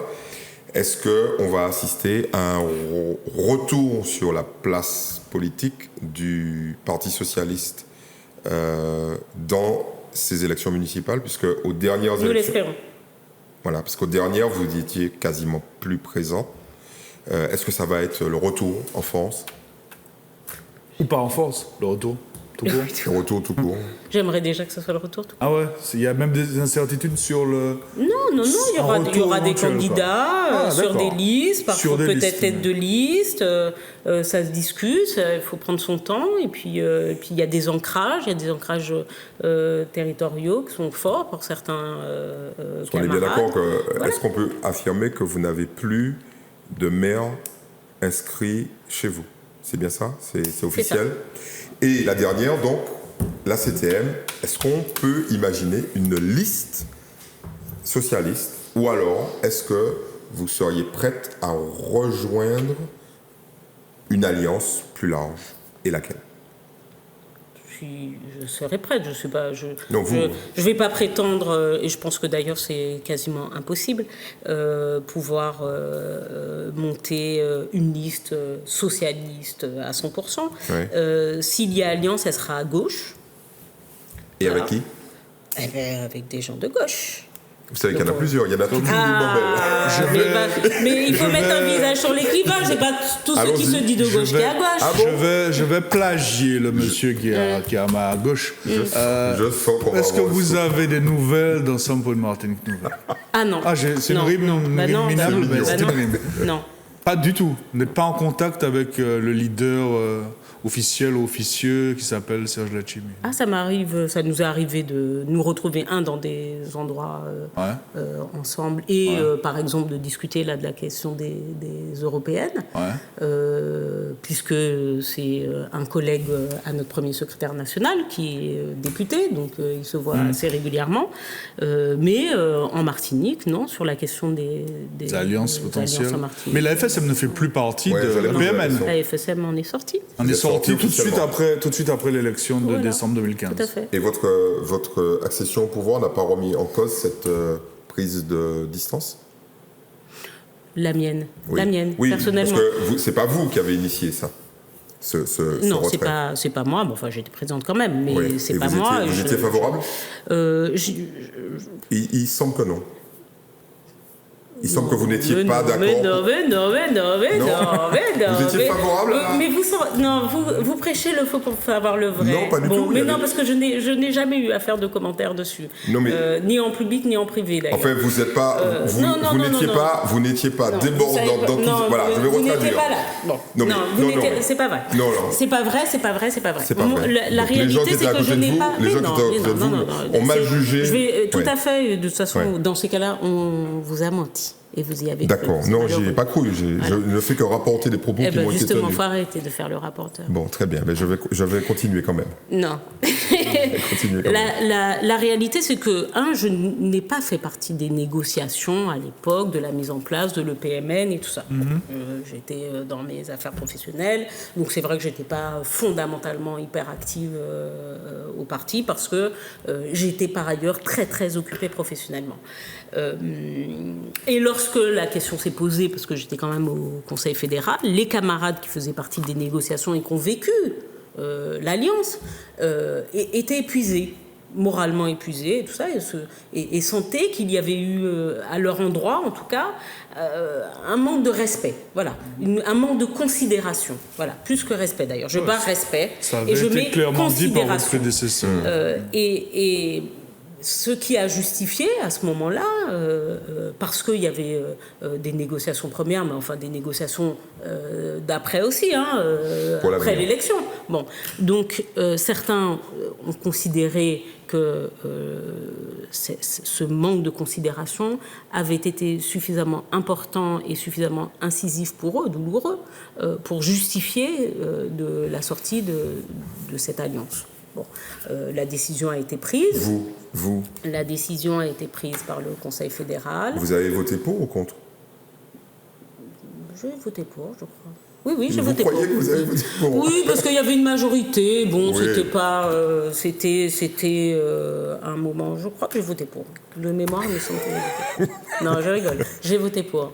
J'ai voté pour. J'ai des camarades qui disent en majorité, en tout cas ceux qui étaient là, pour ne pas, moi, avoir participé. Je ne vais pas dire, mais que je vote contre. Vous seriez favorable à un retour?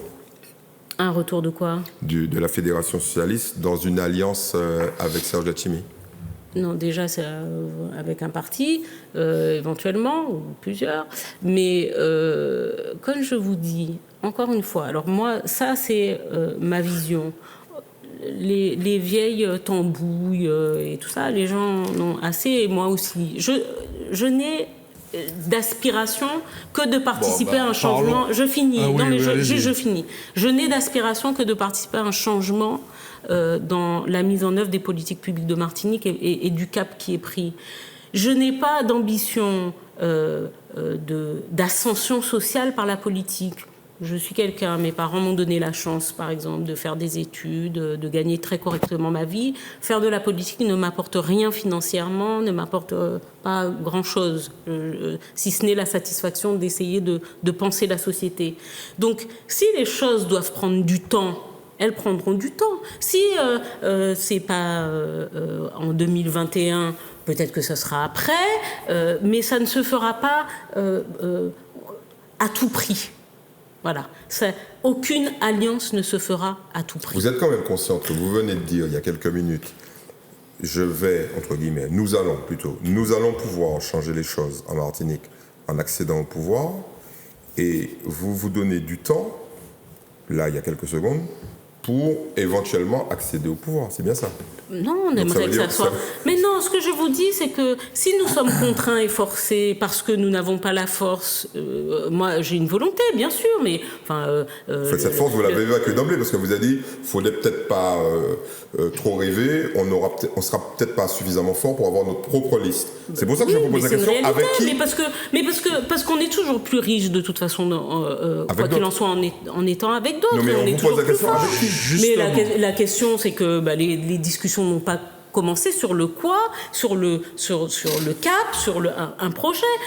Vous dites pas juste avec... Mais ce que je vous dis, c'est que je suis, en tout cas, moi, je précise que ça ne peut pas se faire, en tout cas de ma part, à tout prix et n'importe comment. Il suffit de dire que les partis, leur pensées, leurs idéaux, leurs marqueurs n'ont pas d'importance. La droite, c'est la droite, la gauche, c'est la gauche. Moi, je suis pour le développement des services publics et le développement du MESED, de la meilleure qualité d'ailleurs de nos services publics en Martinique. Ça, c'est un marqueur de gauche. Et je ne suis pas pour la diminution du service public. Je suis pour plus d'efficacité du service public. Donc si en face de moi, j'ai des personnes qui me disent « allons nous allier », mais que ce sont des personnes qui disent plus de liberté, moins de services publics, moins de fonctionnaires parce que ça coûte trop cher, mais qui ne sont pas capables par ailleurs de les utiliser efficacement, eh ben, je vais dire, mais nous pas ni à pour faire ensemble. C'est tout. Et c'est pour ça que je vous parlais du temps. Ouais. Ça peut convaincre comme ça peut ne pas convaincre. Si ça ne convainc pas, je ne vais pas avoir de gros poils. Mais puisque vous dites ne pas aimer je cite, les vieilles tambouilles, peut-être que vous aimerez les potentielles nouvelles tambouilles. Qu'est-ce que vous pensez de ce nouveau parti? Vous aimez bien, vous, le terme, alors? Les tambouilles? Ouais. Moi, j'aime bien. Longtemps que je ne l'ai pas entendu, en plus. Donc, c'est une réminiscence agréable. Okay. Qu'est-ce que vous pensez du mouvement qui a été créé par messieurs Nilo Renado, PIA? Voilà, de ce que vous en connaissez, de ce que vous avez entendu, peut-être, sachant qu'ils ont, enfin, quand on les écoute, en tout cas, mis en suspens la revendication indépendantiste, est-ce que ça parle à la première fédérale de la FSM? De ce que vous connaissez déjà en termes d'indications, d'éléments. Non, j'ai envie de vous dire, voilà. Encore un. Ah, ok, d'accord. Voilà. Ouais, voilà. Ben c'est ok. C'est voilà, encore un. C'est tout ce que ça vous inspire. C'est un parti de plus, quoi. Mais c'est un parti de plus. Et la question, c'est qu'est-ce qui différencie du coup du MIM, du Palima, de tout ça, et pourquoi un homme, un homme, un parti. À chaque fois qu'il y a quelqu'un qui cherche une émancipation dans une ville ou d'un machin, bam, c'est un nouveau mouvement. Bon, qu'est-ce que j'en connais? Pas grand-chose. Peut-être qu'on va avoir des chiffres, on va avoir un conseil donc vous n'êtes pas totalement fermé, quoi. Vous attendez de voir, quoi, et d'entendre. Fermé de quoi? Aux discussions. Mais je ne sais pas ce que les gens proposent. Ok, le message est passé, messieurs. Béatrice Bellet, on vous remercie. Enfin, ils ne m'ont jamais appelé. Hein, ah, d'accord. On vous remercie beaucoup. Merci pour on passe à une petite partie finale qui est la cerise sur le gâteau, qui est la partie un peu culturelle de cette émission, où Mike et moi chroniquons quelques ouvrages ou créations musicales. Donc Mike, c'est parti. Ok, ça ira vite. D'abord un mot sur le dernier numéro d'Antilla. On parle notamment de l'évolution du commerce, de ce qu'on appelle le commerce connecté, et singulièrement à destination de ce qui constitue finalement l'essentiel de notre tissu économique, qui sont les TPE, les très petites entreprises.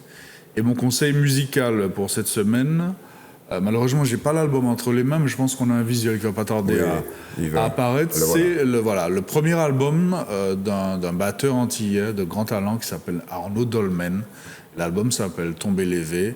Moi, j'ai eu l'occasion, en zappant, de tomber un soir sur un extrait de ce jeune homme en live, et je pense que voilà, l'album est largement au niveau de ce que j'ai entendu, donc voilà. C'est également signe, je crois que vous allez en parler, dit dans un instant, du renouveau de la scène créative, jazz, caribéenne, etc. Quoi. Donc précipitez-vous. Arnaud Dolmen, Tomber Lévé. D'accord, j'ai noté. Bon, Béatrice Bellet n'a pas sorti de nouvel album, mais Maher Borois. Je chante. Voilà. Oui, vous chantez, c'est vrai. Ah bon, on va en parler. Maher Borois, qui est un pianiste exceptionnel. Elle aime beaucoup. Elle aime beaucoup. Vient de sortir son premier album, Wacha.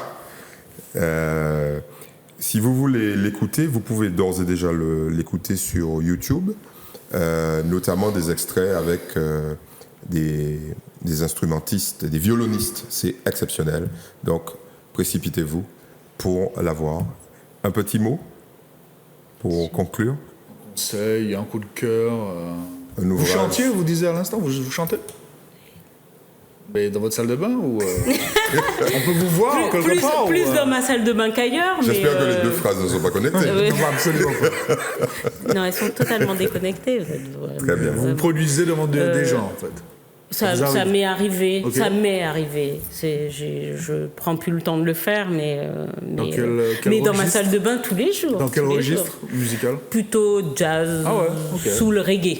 Reggae, beaucoup de reggae. On est très content de l'apprendre et on vous remercie très sincèrement et très chaleureusement, parce que ça nous a fait passer un moment très agréable, d'avoir accepté notre invitation. Merci à vous d'avoir fait. Mike, merci beaucoup. Merci Eddie. On est encore là, on est encore vivant.